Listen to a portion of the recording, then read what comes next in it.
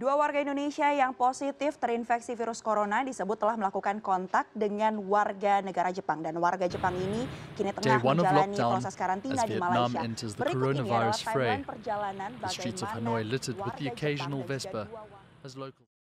Nah, pandemi COVID-19, saudara, juga membuat sektor ekonomi dan dunia usaha di Indonesia memang terpukul. Banyak kemudian pelaku usaha kecil dan menengah atau UMKM yang susah payah menghadapi bisnisnya yang terhambat. Namun,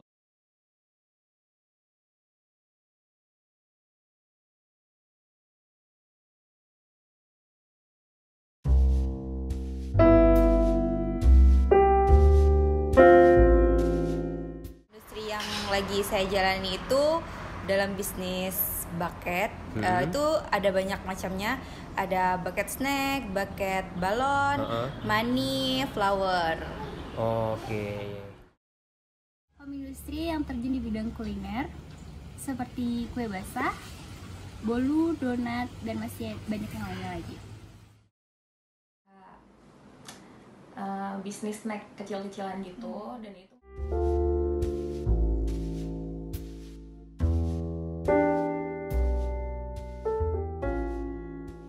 Sebenarnya kalau dilihat dari sisi negatif atau positifnya itu kebanyakan sih sisi positifnya, karena bucket ini sebelumnya saya mau kasih tahu dulu bucket saya tuh namanya Bucket You, nanti di follow ya. Siap. Bucket.you.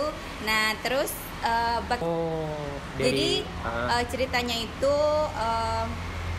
saya lihat video teman saya lagi sidang, terus mau ngirimin bucket nih, tapi bingung mau nyariin bucket di mana. Terus akhirnya saya bikin sendiri. Kebetulan mama saya punya toko parcel juga, jadi wrappingnya saya bikin sendiri. Akhirnya saya lihat nih hasilnya, wah bagus juga. Jadi akhirnya saya bikin bucket. Untuk sisi positifnya saya masih belum menemukan sampai saat new normal seperti ini, tapi sisi negatifnya sangat berpengaruh karena kami produksi ke perkantoran dan acara-acara lainnya seperti pernikahan, selamatan, arisan, dan yang lainnya. itu sebenarnya banyak ya, karena awal aku mulai usaha ini itu karena memang lagi pandemi. Terus aku emang ngincer media sosial buat aku pakai buat usaha gitu. Jadi karena lagi pandemi, social and physical distancing, dan orang-orang lari ke sosial media gitu. Jadi aku memanfaatkan sosial media buat aku pakai buat bisnis gitu. Karena orang-orang pasti lebih bakal beli barang tuh online gitu. Jadi aku sengaja gimana caranya supaya bisnis aku itu bisa kena ke semua orang gitu. Ya, jadi kayak bisnisku nih, aku emang sengaja cari bisnis yang genderless. Jadi ini bisa buat cowok atau cewek, bisa buat dari usia berapapun gitu, dan bisa dikirim ke seluruh Indonesia gitu.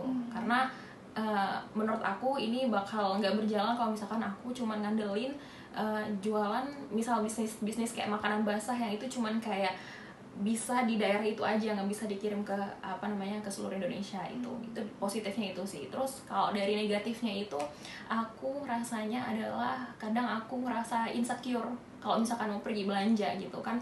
Barang-barang harus aku dapetin kayak di pasar gitu kan, di tempat-tempat yang itu banyak orang berkerumun gitu. Itu bikin aku insecure sih. Cuman itu aja saat ini.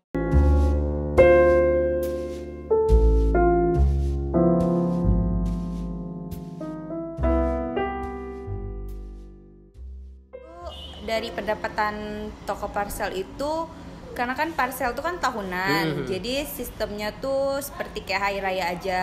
Jadi otomatis apalagi pas pandemi ini kan pendapatannya agak berkurang lah. Jadi karena sekarang musim juga sidang-sidang online, jadi ya udah bikin bucket kayak gitu. Karena ada ini sih, ada COVID-19 ini sebenarnya banyak juga sih sisi positifnya. Jadi semacam ide bisnis tuh lebih berkembang aja gitu. Jadi otak itu lebih muter. Oke, ya siap. Ini sangat signifikan. Lebih banyak permintaan di sebelum pandemi daripada yang setelah pandemi. Itu jelas berbeda ya, karena sebelum pandemi, bahkan awal-awal pandemi aku belum ada usaha apapun gitu. Jadi aku dulunya sempat kerja part time, terus aku berhenti karena memang pandemi gitu kan. Terus habis itu akhirnya aku memutuskan buat buka bisnis. Itu jelas berbeda banget sih. Maksudnya ada ada income lebih gitu dari usaha aku gitu.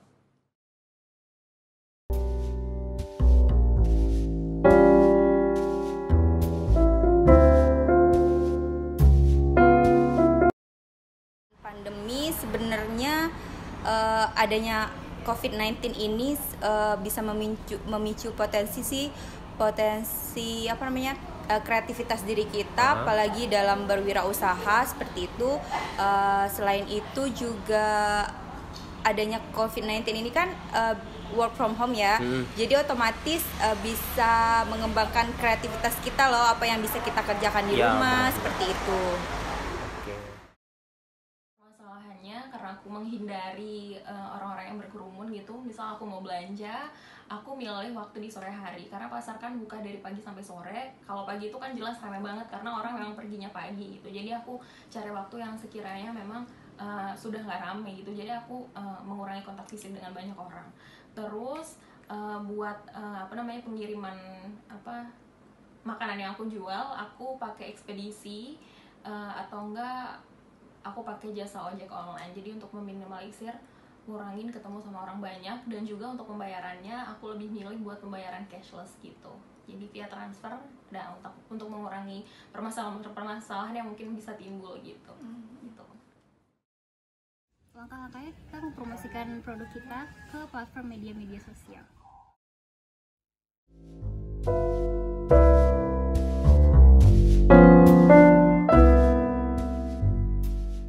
Teknik pemasaran sebenarnya itu masih melalui media sosial. Berarti sejenis digital marketing lah ya. Jadi itu promonya lewat sosial media, nanti ordernya seperti itu. Dalam memasarkan produk saya menggunakan media sosial sebagai sarana pemasarannya.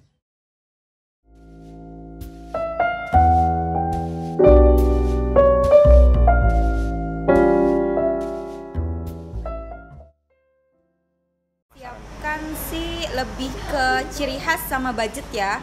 Soalnya kan apalagi disangkut pautkan sama COVID-19 ini kan. Otomatis budget yang harus kita terapkan tuh ya mudah terjangkau. Jadi walaupun kita juga ibaratnya cari pendapatan, tapi dari pendapatan kita itu tidak membebankan masyarakat gitu. Nah, ini ada beberapa hal. Yang pertama yaitu gadget, yang kedua yaitu koneksi internet, yang ketiga yaitu foto produk yang akan diupload di media sosial.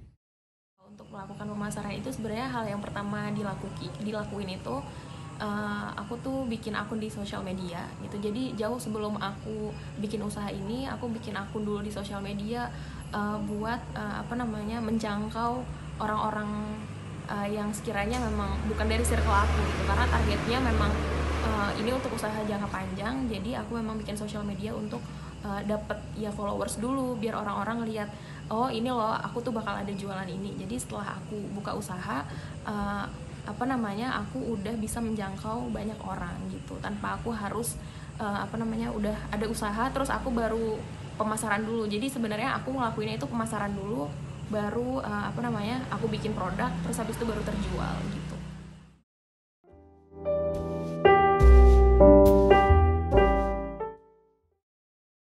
Yaitu menyiapkan foto produk yang akan dipasarkan, kemudian menyusun kata-kata agar konsumen tertarik untuk membeli produk tersebut. Kemudian mempostingnya di media sosial, dan jika ada calon pembeli kita melakukan konversasi penjelasan produk, kemudian melakukan transaksi pengiriman produk tersebut. Langkah pemasaran ya seperti itu, maksudnya pemasarannya melalui media sosial, digital marketing seperti itu kan. Terus lebih ke melihat referensi seperti itu agar usaha kita tuh lebih berkembang kayak gitu.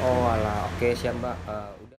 Saya lakuin ini lewat sosial media ya, karena ini memang pasarnya itu mau ke online sama offline gitu. Jadi pakai Instagram, terus juga pakai Shopee, terus juga kadang aku ngiklanin di Twitter gitu sih, pakai sosial media.